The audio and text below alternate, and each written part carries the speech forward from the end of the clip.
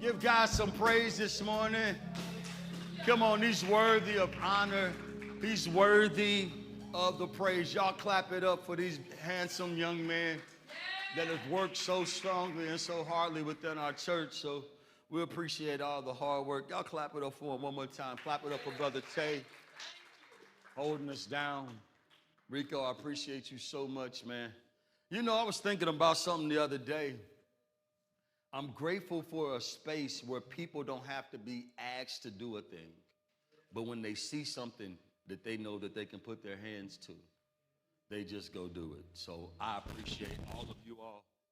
I appreciate all of you all of your hard work, all of the things. One more time, clap it up for yourselves right quick. So as you know, we're moving in this series called Summer Wisdom. Summer Wisdom. Last week, we preached a message called Start Here. Start here. Don't start at another point. Don't wait for another spot, but start right here. And we talked about starting with reverence. We talked about beginning with reverence. Now, it's so crazy. All night, I just knew I was going to have my notes today, right? And for whatever reason, I don't feel like it right now. So I think we're about to really hit on something pretty good. Yo, today's message is called Move Different. Say it to your neighbor. Neighbor, move different. It's talking about walking in wisdom's rhythm. Sometimes we can walk in a rhythm that ain't wise at all, right? Sometimes we can just be moving. As a matter of fact, I seen a quote one day, and it said, direction is more important than speed because many are going nowhere fast. I'm going to say it again. Direction is more important than speed because many people are going nowhere fast. And the issue that some of us have, it's not that we're not moving. It's not that we're stalled. It's not that we're paused. It's not that we're, it's not that we're, what's the word when you can't, it's not that you're stuck. The issue is you're moving into a direction that's not leading anywhere. The other day I was driving, and I thought I knew where I was going. I was driving, I thought I knew where I was going. I didn't think I needed my GPS. I didn't think I needed my GPS or nothing, right? Until I realized something, y'all. I came to a dead end. Right where I was. And not only did I come into a dead end, it had a detour before the dead end. So what I thought I knew, I really didn't know. So I had to turn around and get myself back into a different direction. Sometimes life will lead us to pivots. Pivots cause us to change the direction in which we're going in because sometimes the direction that we're moving in isn't wise, right? Let's go right quick to the word. Proverbs 4:25, New Living Translation. It reads on this wise. Look straight ahead. Fix your eyes on what lies before you. The next part of this says, give careful thought to the paths for your feet and be steadfast in all of your ways. The last verse, because I didn't want to tire you out on this hot summer's day, says it this way. Don't turn to the right. Don't turn to the left. Keep your foot from evil. Look at your neighbor. Say, neighbor, don't turn to the right. Don't turn to the left. Keep your foot from evil. You know the issue with saying keep yourself from evil, right? I'll tell you what it is. We compare evil to what other people do. So you ain't killing nobody. You ain't taking nobody's lives. So inherently, you feel like I'm not evil. Well, let's talk about what evil really is. Evil isn't just the appearance of violence. Evil is not just the appearance of someone that just wants to do something wrong. Sometimes evil is a misstep. Ow. Sometimes evil is a misstep. It's going in a direction that you have no business going. You see things this way, but you know, y'all know how it is. They go fight over there, and I'm moving. I'm running to mischief. I'm running to see what's happening. And normally when that happens is because we have this spirit called FOMO. Look at your neighbor, ask them, you got FOMO? You got the fear of missing out. Just ask them, do you have it? You have FOMO? Because sometimes FOMO will cause you to run into unnecessary evil. Sometimes we run into plans that people have already set up that we don't even understand are set up, not for us to prosper, but to get us in a trap or a trick. Look at your neighbor and say, neighbor, don't turn to the right, don't turn to the left, but keep that foot from evil. Here's a quote I like. It says, what we are what we repeatedly do. Excellence, then, is not an act, but it is a habit. That's Aristotle. We are what we repeatedly do. Excellence, then, is not an act, but a habit. Listen, I could tell you something. If I spent 30 days with you, I could tell you, matter of fact, I don't even need 30. If I spent a week with you, I could tell you why your life is exactly what it is, good or bad. Because what you do on a day-to-day basis determines the quality of your life. Here's what I'm saying. If you eat junk food all day and night and you don't exercise and you don't sleep, I can look at it because it's on you. Yeah, y'all playing with me. I see it on some of y'all right now. Right? If you got messy friends that are talking things inside of your ears or speaking things into your life that God has not intended to be spoken in or over your life, I can see it all over you. The truth of the matter is, some of us will repeat those things that don't make sense. Comfort causes us to do it. Comfort says she's my friend and she's not going to tell me a lie. Comfort says this is my favorite meal and I deserve this. Comfort says that I'm going through something right now and this is how I'm going to get. Comfort tells us so many things, but here's what comfort does not allow us to do. Comfort does not allow us the opportunity to grow. So then we are what we repeatedly do. Some of us haven't lived a lifestyle of excellence. Some of us have a lifestyle, y'all about to be mad at me for this, but it is what it is. Some of us have a lifestyle of just being pure D, raggedy. Just raggedy, you know what I'm saying? You don't take care of your body, you don't take care of your family, you don't take care of your home. You go in your house, there's probably more white boxes in there than it is home cooked meal. Oh man, my bad, I'm sorry. Right?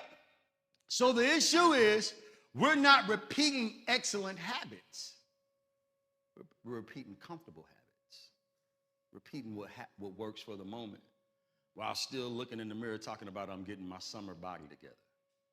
While saying that in about 2 more weeks, I promise I'm about to enroll myself back in classes.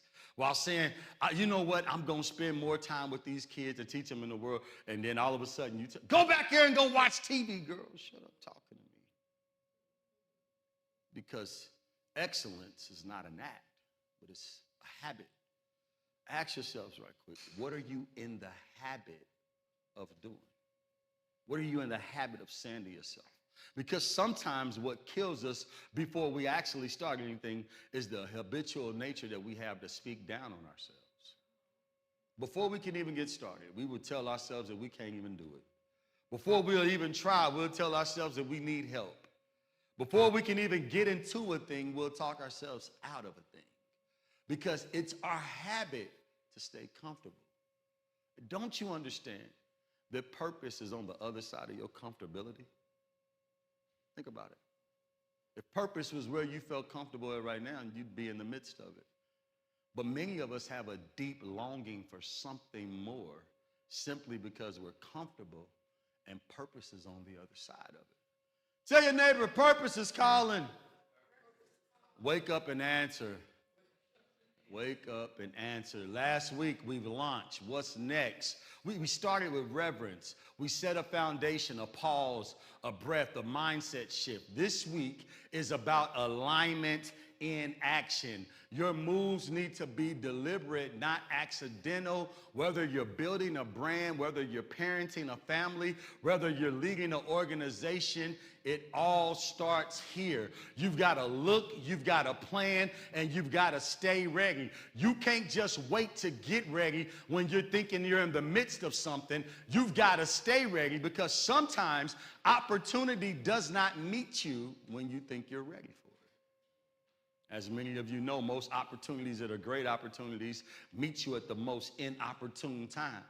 But if you stay ready and you got a plan for an opportunity to come, you can walk right into it. Many of us live our lives day to day. We live our lives paycheck to paycheck. We live our moments moment to moment, and we're not thinking at all about the future. Look at your neighbor, say, neighbor, you got to plan ahead.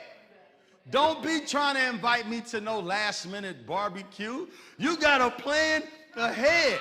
Because if you don't plan ahead and you invite me to a last minute barbecue, the food probably going to be trash. I'm just joking. I'm joking. Well, not really, but for the sake of y'all, I'm joking. You've got to simply plan ahead. Here's the reason why you have to plan ahead. Because planning ahead will give you a strategy to make sure that what you actually are pursuing, you will be able to obtain. See, some of us are not able to attain a thing. We're able to see it, but we're not able to obtain it. I like this saying that they have on BMF. Yeah, I'll watch it. It is what it is. They say, see it, touch it, obtain it. I'm going to say it again. They say, see it, touch it, obtain it. The problem that many of us have is we see it, and we're scared to go touch it. And we have no idea how to obtain it. And the reason why we don't have an idea how to obtain it is because we've not created a plan or a strategy to actually bring what we see into our lives. Some of us have been waiting so long for somebody to give it to us. And the goal isn't for it to be given to you. The goal is for you to see it, to touch it, to then obtain it. And I'm telling you right now that if you wanted a new car right now, you can say you want a new car all you want to. You can say you want a new car all you want to, but if you don't take yourself to the dealership, if you don't take yourself in there and let them check you out, if you don't go and let them see what kind of credit you got, what kind of car you're actually looking for, what'll fit your needs, what'll meet your needs, do you understand you will never get it until you reach after it? Tell your neighbor this morning, you got to reach after it. Now, say it a little bit louder than that. Say, you got to reach after it. Here's what Proverbs is, a little background on this text. Proverbs 4 is called a father's wise instruction. It's called a father's wise instruction. Solomon isn't just giving advice, but what he's doing is he's giving his son or showing his son a rhythm. He's showing his son a strategy how to actually fulfill purpose and not waste his time. Here's what it does. It teaches them how to focus on vision. It teaches them how to map out a path or a strategy. And then the last part where he says, don't look to the left, don't look to the right, but avoid evil. What he's telling them is this. He said, you've got to stay away from distractions. I'm looking at some distracted people this morning. Just distracted. You thinking about the food that you're going to eat after church. You thinking about what you're going to do when you get home. You thinking about what you got to do all week long. And it's just now Sunday, Ted. And while Sunday is a day for reflection, Sunday is also a day of strategy. It's a day when you figure out how to move forward into the thing that you're called into. So here's what he's doing. He's writing this for, you got to understand that the people of Israel were nomadic people. They were people that were always moving. They lived on the go. They moved on the go. They talked on the go. They spent time on the go. So here's what this is written for: travelers who were going through valleys, those are low places, and terrain. But for us, we're navigating culture. We're navigating calling. We're navigating community. We're navigating commitment, but we have to do it with a structure and a rhythm. Do me a favor right quick. Write this first point down. It says, look ahead with focus. Look ahead with focus. Proverbs 4:25 says it this way: look straight ahead, but fix your eyes on what lies before you. The word study there for look, that word means shamar. That means to guard or to keep watch. See, some of us, when we look, we glance. We don't really look. We look for a second and we glance and see what it is, and then we focus our attention elsewhere.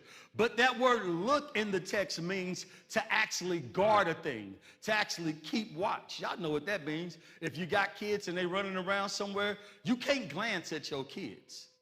You got to look at your kids, right? You got to watch your kids to make sure that they don't get into something that they have no business into. That next word, it also means to fix your eyes or to hold your focus in an unmovable way. Many of us get so caught up on doing a multitude of things. We got the kids that we got to look after. We got the emails that we got to answer. We got text messages that we have to respond to. And the truth of the matter is, if I'm not paying attention to, if I'm trying to pay attention to all of it, I'm not necessarily paying attention to any of it. Because distracted focus is the same as no focus at all. And some of us have been focused while being distracted. So you can't really see what lies ahead. You can't really focus on what's in front of you. But in order for you to move forward into the next thing, you've got to start zeroing in and locking in. You've got to start looking at it. As a matter of fact, I have a revelation. It says, where you stare determines what you chase. Meaning what you're looking at is what you're going to go after. If your eyes are on approval, you're going to consistently chase validation. If your eyes are on purpose, you'll always walk into destiny. If your eyes are on your neighbor, you're always going to be caught up trying to keep up with the Joneses. Y'all say, who is Jones? I don't know, but you're trying to keep up with them. Here's the thing, you can't chase trends, but you have to start chasing strategy. You can't stop, you can't just chase peace, but you've got to build connection. Many of us, our issue is our internal GPS don't work. How does the internal GPS work, Jay? I'll tell you. Here's how it works. It works while you're starting your days and ending your days in the presence of God. It starts with that prayer, the first thing you do when you get up. It starts with you inviting God into your day. See, the problem with too many of us is we assume that because God created all this and because God did all of this, that he's always with you in the midst of everything. But let me tell you a little secret right quick. God ain't in nothing that you don't invite him into. Yep. So you know how you wake up in the morning and you assume God is just with me just because he's good and he's God? The thing is, if you don't invite God into your situation, he's just not there. And I'm going to tell you something. If you invite God into some mess, he's going to do what anybody else would do when you invite him in the mess. He's going to walk right out. And many of us have invited God into situations that are chaotic. We've invited God into situations that have no point, that have no purpose. We're just inviting God to be involved in something that we think is going to work out. But look at your neighbor and say, it don't even work out like that for you all the time, does it? It just don't. It don't always work out. So when you move in this time, you've got to move with reverence. That's why we talked about last week with starting right here at this point. Because if you cannot start with reverence, if you cannot start with the fear of God, with the honor of God, with the respect of God, with giving God the prudence or the opportunity to start the day with you and to be involved in your day, you cannot expect to end the day in purpose. Point number 2. Says it this way, plan your path with prudence. That word prudence means to think about it. It means to have a real plan, not just to be shooting in the wind. Here's what verse 26 says. It says, give careful thoughts to the path of your feet. Careful means a well-considered or a well-intentional plan. The problem with many of us is we just move how we move. We're used to it. Because we're comfortable where we are.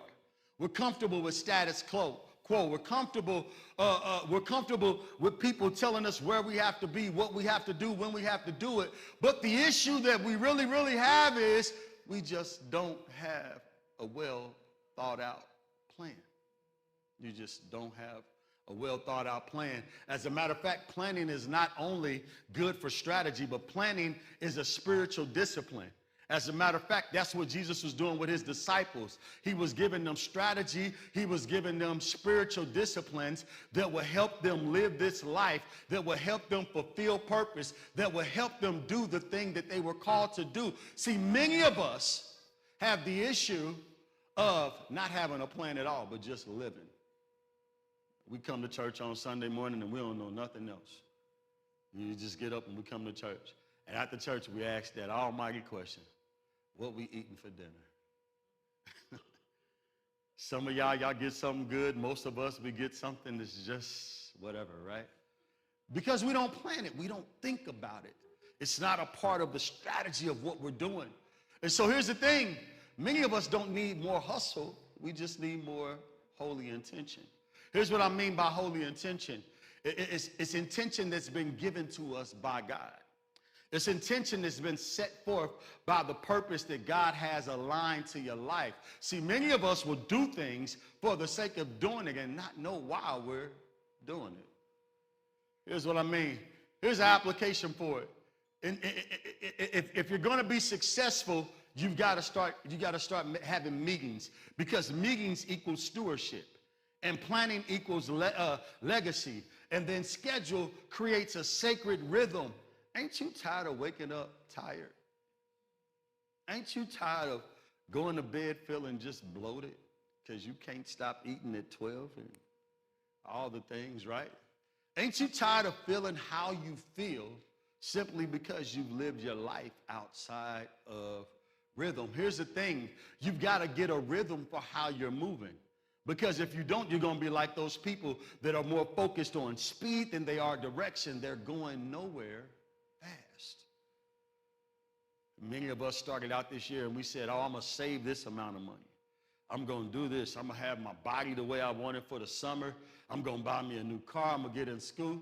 And I don't even want y'all to raise your hand and tell me how many of y'all New Year's resolutions haven't been resoluted. I don't even want y'all to tell me.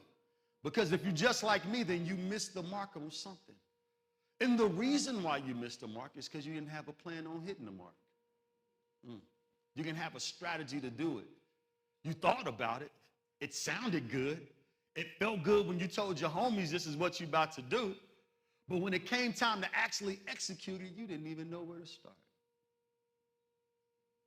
Many of us, we've got to create a plan. We've got to get ourselves locked into some type of rhythm that will keep us from just talking about it to actually doing it. You don't have another moment to tell somebody what you finna do. You don't have another moment to tell somebody what you think you want to do. But this moment that you have right now is a moment that you have to start telling others around you, don't just watch me, listen to me, don't just watch me, but watch my strategy. Don't just watch my moves, but watch how I plan this out. Because many people are watching you thinking that they can follow your steps without a plan. Tell you something, have you ever tried to cook your mama's food without her cookbook? Have you ever tried to make grandma's cookies without a recipe? It may look like grandmama's, but it don't taste like grandmama's. You might leave something out if you don't plan for it. You may leave something out that's important to it if you don't think about it. That's why you've got to have a plan. That's why you've got to have a strategy. That's why you've got to get yourself locked into a rhythm, because if you get yourself locked into a rhythm, what you're pursuing will ultimately be in your hands. Here's the last point, and I'm going to get out your hair. You have to stay steadfast and avoid sidetracks. Steadfast and avoid sidetracks. Verse 27 says it this way: don't turn to the right, don't turn to the left, but keep your foot from evil. That word steadfast is being resolute or consistent. That phrase, keep your foot from evil, that's moral clarity.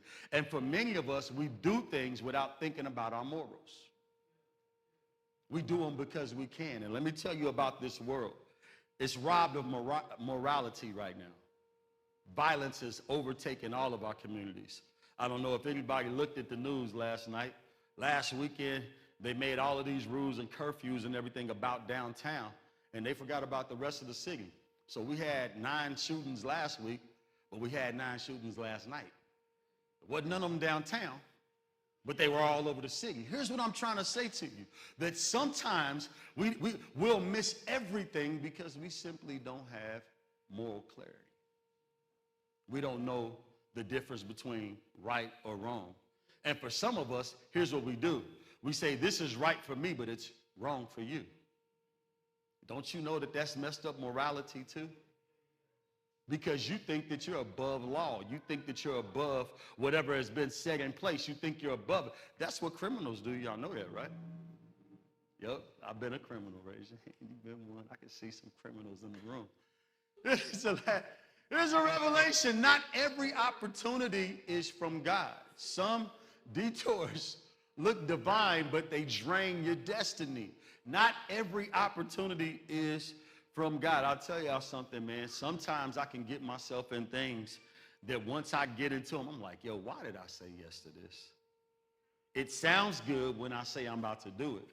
But when I actually think about what it is that I said yes to, it don't fit where I'm going. It don't fit what I'm trying to do. It don't fit my destiny. It don't fit the plan that God has for my life. As a matter of fact, sometimes those decisions like that, those decisions are made simply because I have something on the inside of me that I haven't reconciled just yet. Y'all know what I'm saying. Sometimes you just want to be seen. Sometimes you just want to be in the mix. Sometimes you don't want to miss it because you don't want to hear about it without you. And that's called FOMO. It is what it is. But we have to choose integrity over impulse. We have to choose peace over pride. We have to choose rest over burnout. If you do not choose rest over burnout, you'll find yourself somewhere sitting in a room crying in the middle of the night, talking about, I'm tired. I ain't got no more to live for. And for some of us, you don't need another therapist. You just need a nap. Some of us, we don't need to have another conversation with nobody else about how tired we are, about how trying and taxing our life is. You just need to just simply unplug. Some of us are literally burnt out and still trying to move and thinking that we're being productive. Let me tell you something right now, that if you're burnt out while you're working, then the work that you're doing is going to be burnout work. Here's what it is. It's just not going to be your best. It's not going to be good. And the issue with that is we'll expect people to accept the burnout that we're given. But I showed up. But I made the green beans. Baby, you burnt the green beans because you was tired. All you had to do was just take a nap and then put them in it. It is what it is, right? So some of us have got to choose how to just rest, how to just find peace, how to find serenity. We can't keep getting caught up in the same things over and over again. You can't find yourself in the same rhythm over and over again. Let me ask you a question this morning. How many of you have ever found yourself chasing the same cycles over and over and over and over again? Here's why. Because we've gotten used to it. Gotten used to it. You've gotten used to the person that's going to say something negative to you, and you already got a response for them. You've gotten used to the hurdles of showing up to work tired, so what you do is drink 4 cups of coffee. Yeah, you've gotten used to having no money, so y'all go get them little payday loans. My bad. I'm sorry, I wasn't supposed to tell nobody. Right? The issue is we keep trying to move forward like it is what it is, but it ain't what it ain't. And until we really get a plan for how we want to live our future, until we get a plan for how we really want to live our lives, until we really get a plan for how we really want to be, we'll find ourselves burnt out. We'll find ourselves chasing impulse. We'll find ourselves chasing pride. Tell you something right now, that without rest, you can't make proper decisions. What does Snickers say, right? Snickers said, you're not yourself when you're hungry. I'm going to venture and say that you're not yourself when you're sleepy. I'm going to say that you're not yourself when you burn out. I'm going to say you're not yourself when you're full of anxiety, when you're full of depressive thoughts. You're not yourself when you're rolling around trying to figure out what's next. You're just not yourself. But if you're ever going to be yourself again, you got to find yourself in rhythm. You've got to find yourself in strategy. You've got to find yourself in divine reset. I want you to understand that that's what summer is all about, right? Summer isn't simply about you just spending time with your family and just going on vacations and all the things, but it gives you an opportunity to reset your mindset. It gives you an opportunity to reset your life goals. And I don't know about you, it's July right now, so this is what, the 7th month? For many of us, like I said at the beginning of the year, we made a plan for what we wanted to do, for what we wanted to see, for who we wanted to be. Have you asked yourself lately, am I being this? Am I doing this? Because if you're not, July is the perfect time for you to reset your goals. It's a perfect time for you to reset what you think that you've been doing. It's a perfect time for you to say, hey, man, I said I was going to save $10,000 this year. All I got is 21 in the account.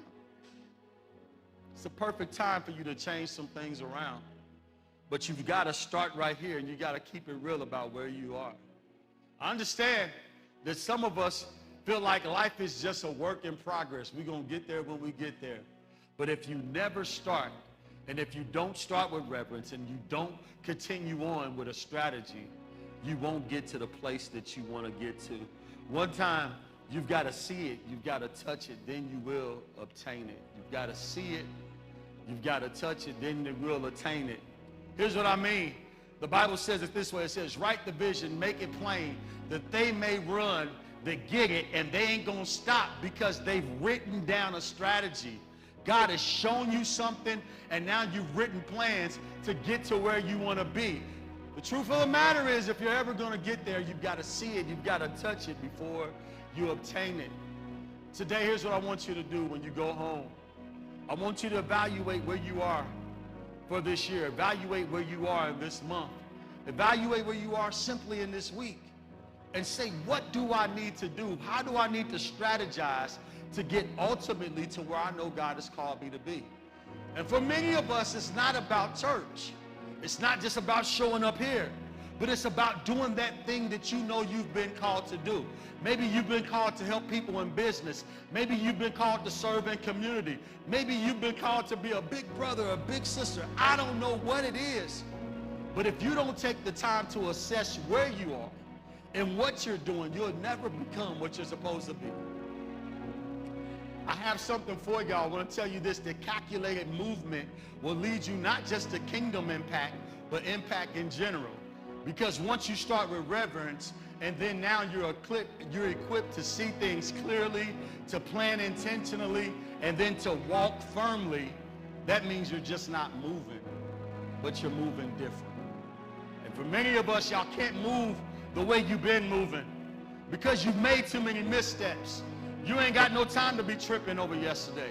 You ain't got no time to be tripping over your past. You don't got no time to be tripping over who don't like you. You ain't got no time to be tripping about who's talking about you. But you've got to move with intention. You've got to move a different way. You've got to talk a different way. You've got to strategize a different way. You've got to live a different way because you've got purpose to fulfill. You've got something to do. I have something for y'all. I got this study guide if you scan the QR. And this study guide will help you throughout the rest of the week. Start to move through with intention.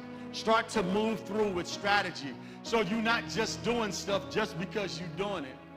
It'll help you get the opportunity to get up in the first thing in the morning and have a conversation with God and say, hey, God, this is what I thought I wanted to do, but what's your will? Let's talk about the Lord's Prayer right quick. It says it this way. Break down just a little bit. It says it this way. It says, our Father who art in heaven, hallowed be thy name. Next part is where I want to leave you. Thy kingdom come, thy will be done on earth as it is in heaven. Here's what we're saying in that prayer. We're saying, Father, before I get started with my day, I'm going to align myself with your thoughts, with your will, with your strategy, with your plan for me, so that when I start moving forward, I ain't wasting time. So that what you said about me in heaven, let the words of my mouth and the meditation of my heart be pleasing in your sight, my God, my strength, and my Redeemer. What he's basically saying is, I'm now going to align with heaven so that I can see purpose fulfilled. Before your day even gets started. We can't wait to invite Jesus in the middle of it. We've got to invite him in the beginning of it, because if we invite him in the beginning of it, he's going to do the thing that he does. Can you stand up on your feet with me right quick? Let's pray.